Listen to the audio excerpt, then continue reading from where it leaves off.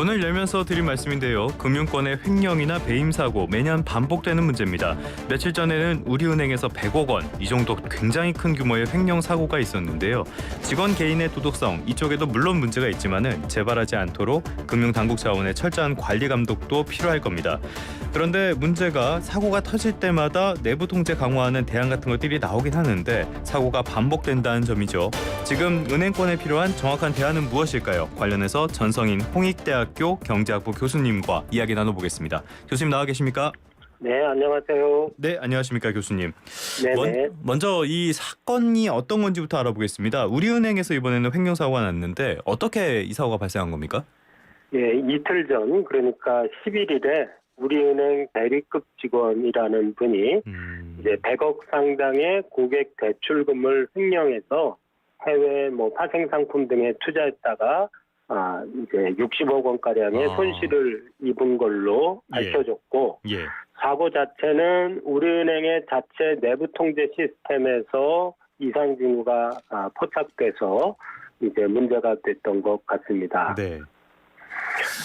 이 당사자는 이제 지난 10일에 경찰에 자수했고 아마 조만간 사법 처리가 되지 않을까 그렇게 생각을 하고 있습니다.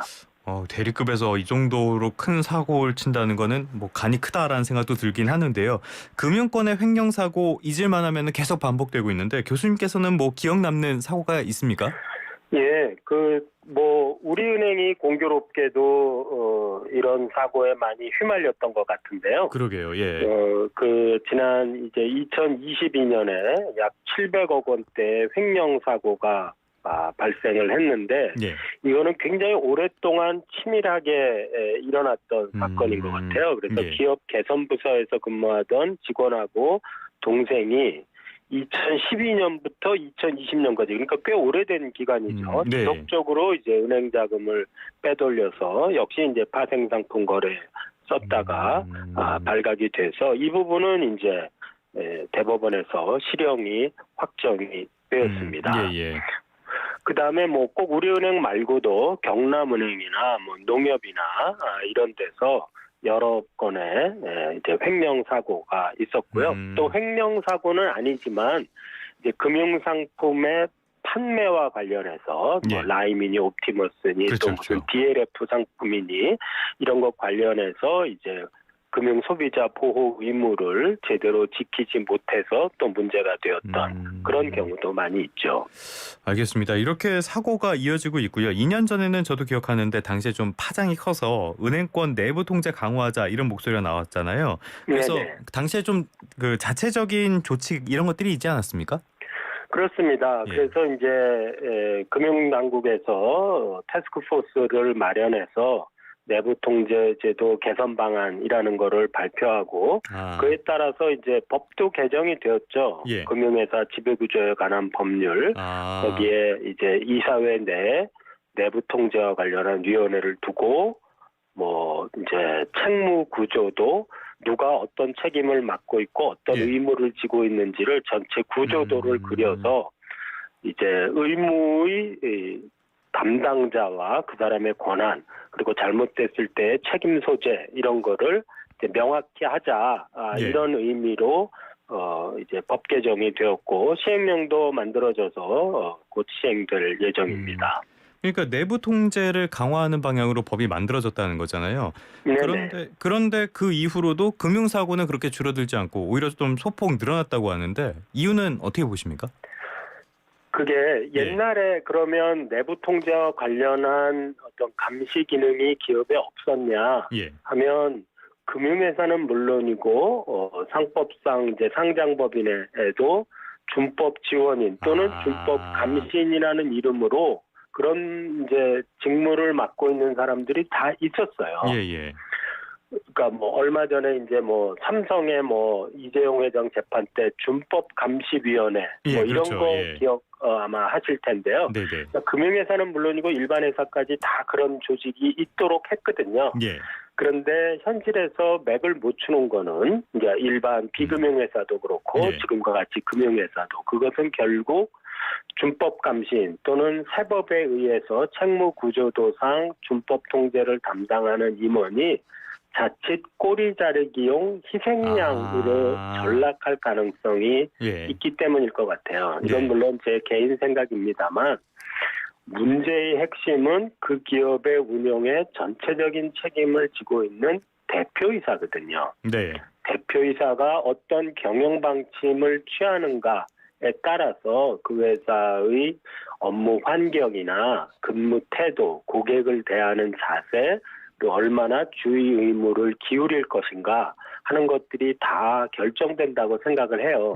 그런데 이런 준법 감시 제도가 강화된다는 취지로 가면서 오히려 대표이사에 대한 책임은 조금 멀어지고 있는 것이 아닌가라는 생각이 듭니다. 물론 이제 개정 법률에 내부 통제와 관련한 총괄 책임을 대표이사 등이 지도록 한다는 조항은 있지만 책무 구조도를 그리고 담당 임원을 임명하는 과정에서 자칫 문제가 생기면 해당 임원만 처벌하고 대표이사는 뭐 열심히 하라고 말은 했는데 걔가 안 지킨 거다. 뭐 대표이사가 무슨 죄가 있냐 이런 논리로 도망갈 가능성이 많아졌습니다.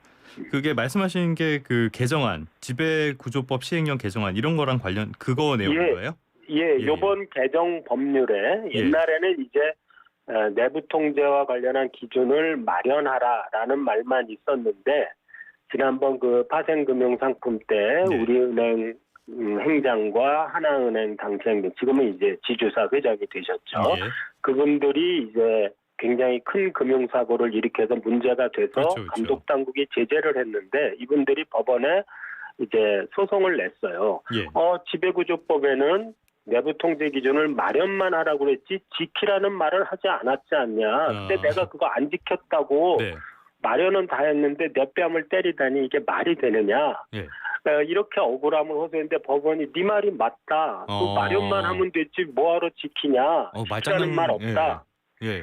이런 것이 이제 문제가 돼서 법 개정이 이루어졌는데 결국은 법 개정에서도 대표이사는 한 걸음 멀어지는 그런 이제 결과가 되지 않을까 우려하고요. 사실은 이사는 특히 이제 대표이사는 뭐 충실 의무, 선량한 관리자의 주의 의무뿐만 아니라 감시의 의무도 지는 것이거든요. 그래서 기준을 마련하고 했으면 지켜야 되는 것이 당연한 것인데 지금은 행위 하나하나를 가지고 처벌하다 보니까 근본적인 이사의 역할 이런 것들이 조금 뒷전으로 가고 있는 것은 아닌가. 그리고 그것이 횡령과 같은 이런 사건 또는 이제 금융상품의 판매와 관련해서 끊임없이 일어나고 있는 불안전 판매 이런 것을 근절시키는데 오히려 장애 요인이 되는 것은 아닐까 이런 걱정이 좀 듭니다.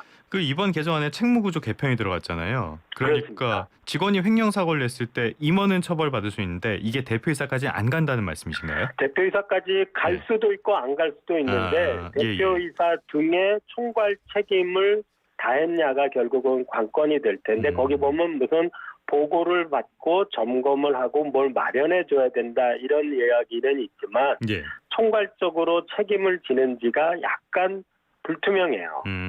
그리고 그러니까 담당 임원은 책임을 지는데 최근에 이제 뭐 물론 이건 법 개정 이정 사안이라고 볼 수도 있지만 홍콩 지수 그 관련한 파생 상품 불안전 판매에서 여러 사람이 됐지만 대표이사들은 다 피해 나갔거든요. 그런 관행이 자칫 이제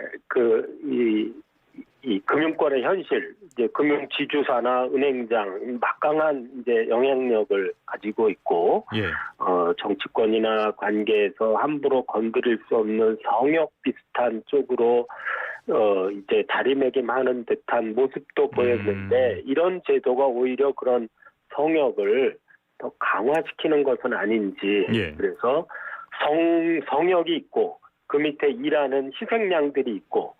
잘못되면 희생양은 처벌하고 꼬리 자르고 물론 제가 뭐 너무 부정적으로 보는 것일지는 모르지만 그런 일이 벌어져서는 안 될 것 같습니다. 이거는 뭐 우려된 사항은 충분히 좀 제시를 하는 게 필요할 것 같습니다. 그러니까 책임 구도가 불투명하다면은 이게 CEO보다는 당담 임원 같은 곳에 꼬리 자리가 될 가능성이 크다고 그렇게 우려를 하시는 거잖아요.